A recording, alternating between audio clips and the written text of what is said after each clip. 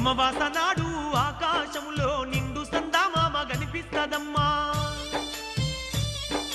అర్ధరాత్రి సింహ సీకట్లోన మండేటి సూర్యుడు ఉదయిస్తాడమ్మా.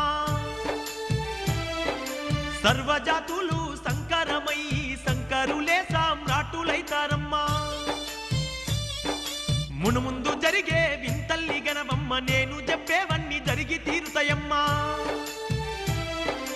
వావి వరసలు మచ్చు కన్నా లేక మానవత్వమే చచ్చిపోతుందమ్మా.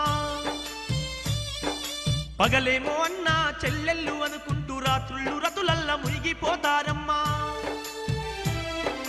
అతి తిండి అతి నిద్ర వల్ల ఈ జనులు విపరీత వ్యాధులతో బాధపడతారమ్మా. స్థిర నివాసము అన్నది లేక ప్రజలు రోజు సంచరిస్తుంటారమ్మా. ఓ తల్లి అచ్చమ్మ నా